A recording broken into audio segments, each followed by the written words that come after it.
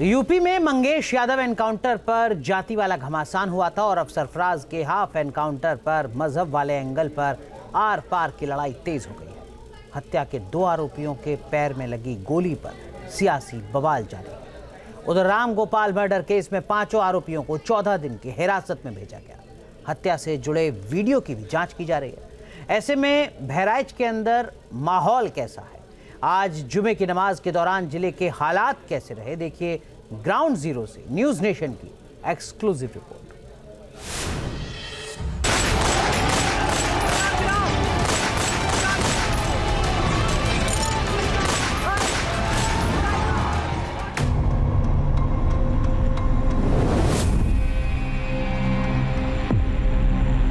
जितनी गोलियां हमारे पति के सीने में लगी थी उतनी ही गोलियां उनके भी सीने में लगी। हम पैर पे गोली लगी, हम उससे खुश नहीं हैं।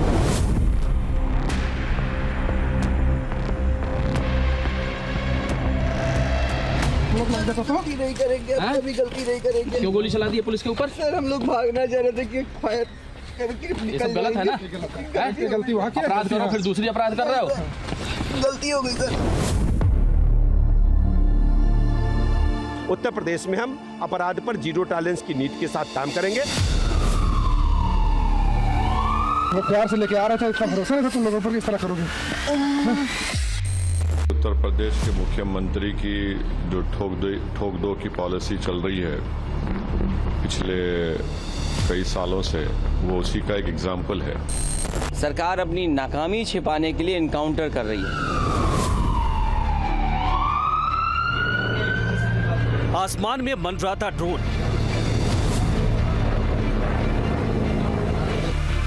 और शहर में छावनी जैसे हालात।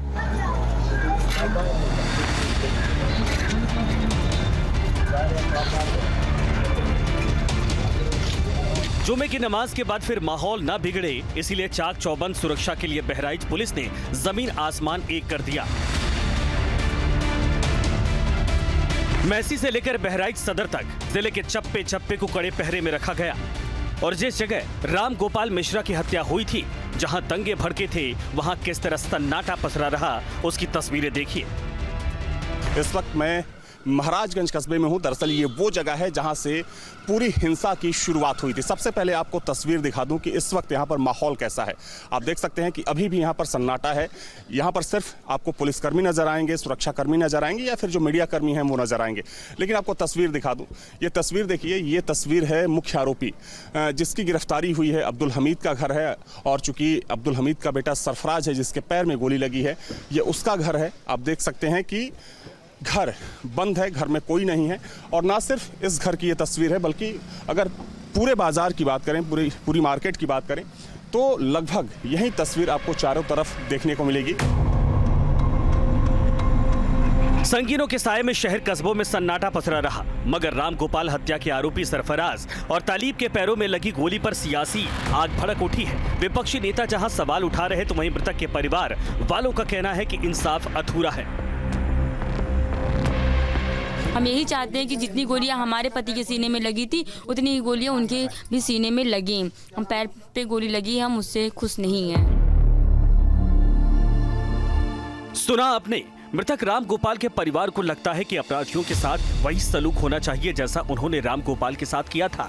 आपको बता दें कि 13 अक्टूबर को हत्याकांड के बाद से सरफराज अपने साथी तालिब के साथ महसी से नानपारा चला गया था। वहां से नेपाल भागने की फिराक में था। जब पीछा करती हुई पुलिस पहुंची तब उसने फायरिंग की। एनकाउंटर स्पॉट से दोनों आरोपियों का वीडियो भी सामने आया है, जिसमें वो पुलिस वालों से कह रहे थे कि गलती हो गई। दोनों आरोपियों के पैर में गोली लगी और फिलहाल उनका अस्पताल में इलाज चल रहा है। मर्डर केस में अभी तक 5 आरोपियों की गिरफ्तारी हुई है, जिन पर शिकंजा कसा गया है। बहराइच हिंसा के सभी आरोपियों को आज जज के सामने प्रोड्यूस किया गया, जिसके बाद जज ने सभी आरोपियों को न्यायिक हिरासत में भेज दिया है। और इस वक्त मेरे साथ आरोपियों के वकील कलीम हाशमी जी हैं।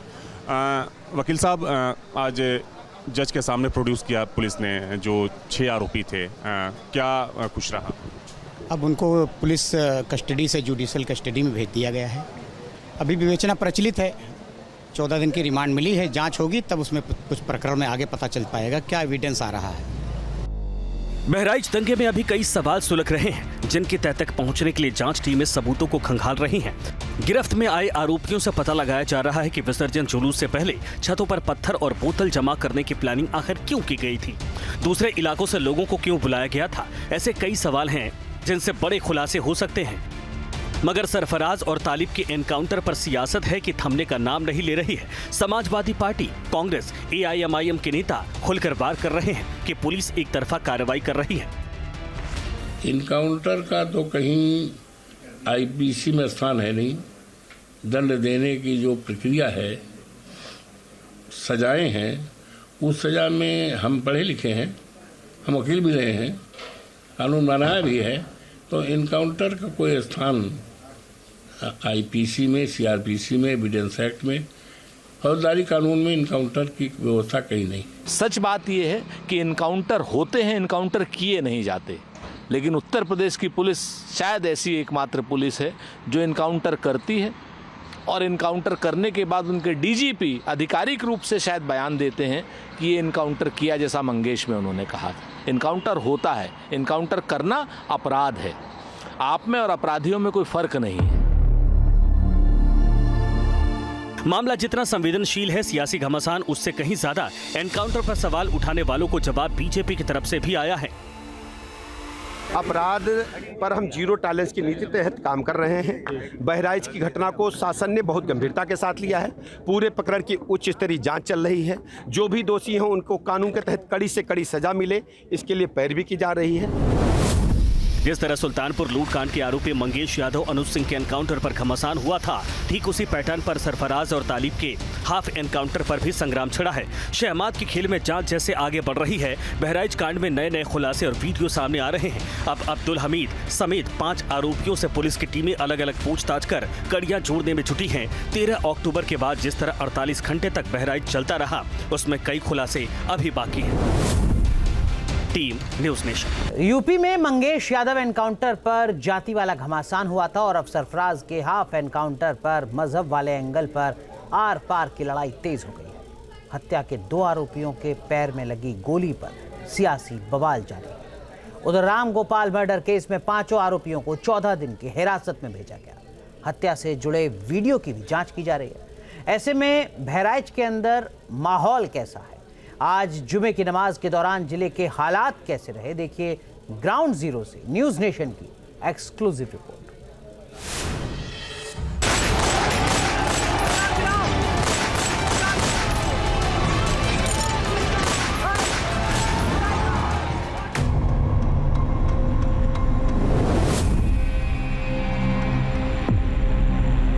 जितनी गोलियां हमारे पति के सीने में लगी थी, उतनी ही गोलियां उनके भी सीने में लगी। हम पैर पे गोली लगी, हम उससे खुश नहीं हैं।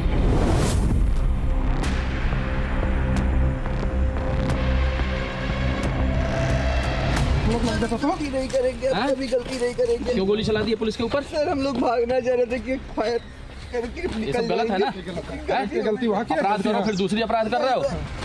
गलती हो गई सर।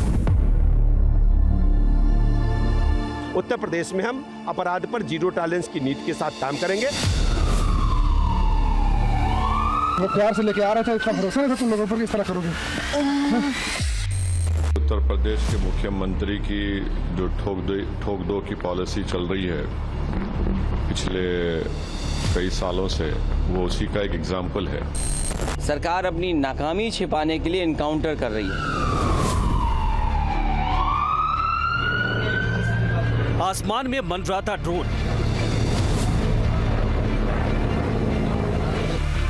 और शहर में छावनी जैसे हालात।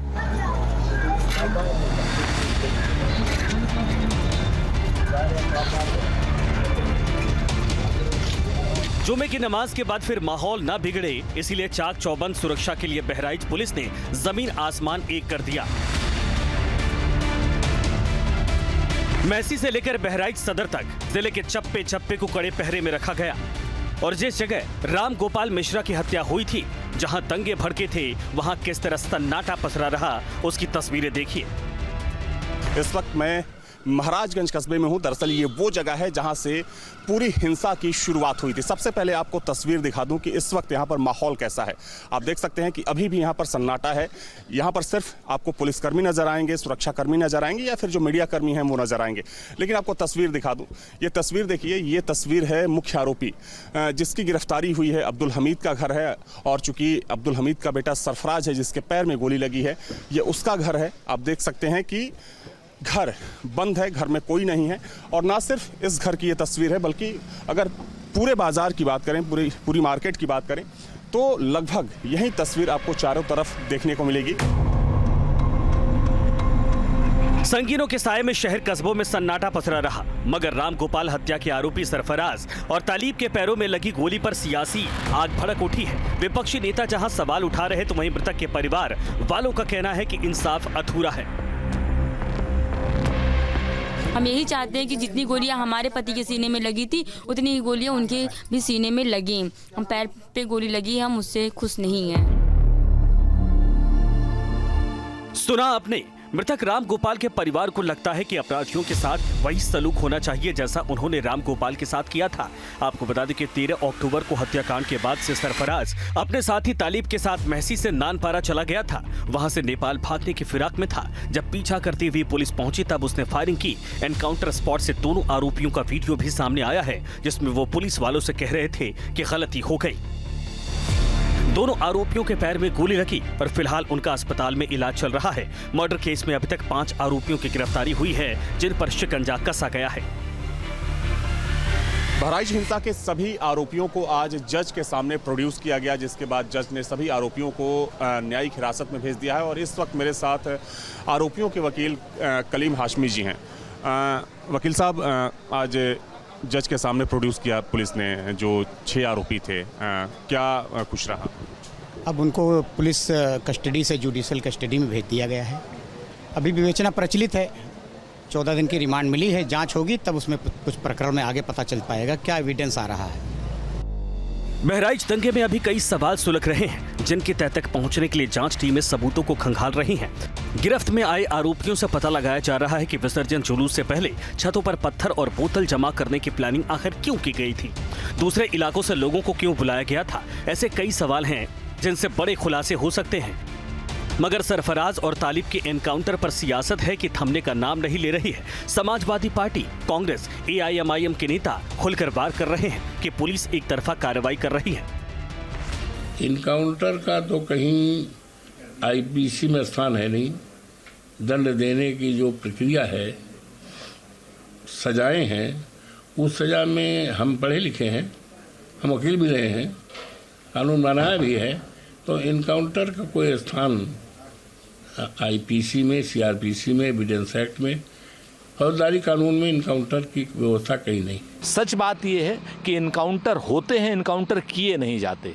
लेकिन उत्तर प्रदेश की पुलिस शायद ऐसी एकमात्र पुलिस है जो इनकाउंटर करती है और इनकाउंटर करने के बाद उनके DGP आधिकारिक रूप से शायद बयान देते हैं कि ये इनकाउंटर किया, जैसा मंगेश में उन्होंने कहा था। इनकाउंटर होता है, इनकाउंटर करना अपराध है।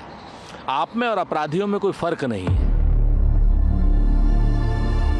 मामला जितना संवेदनशील है, सियासी घमासान उससे कहीं ज्यादा। एनकाउंटर पर सवाल उठाने वालों को जवाब BJP की तरफ से भी आया है। अपराध पर हम जीरो टॉलरेंस की नीति तहत काम कर रहे हैं। बहराइच की घटना को शासन ने बहुत गंभीरता के साथ लिया है। पूरे प्रकरण की उच्च स्तरीय जांच चल रही है। जो भी दोषी हैं उनको कानून के तहत कड़ी से कड़ी सजा मिले, इसके लिए पैरवी की जा रही है। जिस तरह सुल्तानपुर लूटकांड के आरोपी मंगेश यादव अनुज सिंह के एनकाउंटर पर घमासान हुआ था, ठीक उसी पैटर्न पर सरफराज और तालिब के हाफ एनकाउंटर पर भी संग्राम छिड़ा है। शहमाद की खेल में जांच जैसे आगे बढ़ रही है, बहराइच कांड में नए नए खुलासे और वीडियो सामने आ रहे हैं। अब अब्दुल हमीद समेत 5 आरोपियों से पुलिस की टीमें अलग अलग पूछताछ कर कड़ियां जोड़ने में जुटी हैं। 13 अक्टूबर के बाद जिस तरह 48 घंटे तक बहराइच चलता रहा, उसमें कई खुलासे अभी बाकी हैं। Team news nation. News nation अब WhatsApp पर। खबरों के ताजा अपडेट के लिए न्यूज़ नेशन के इस QR कोड को स्कैन करें।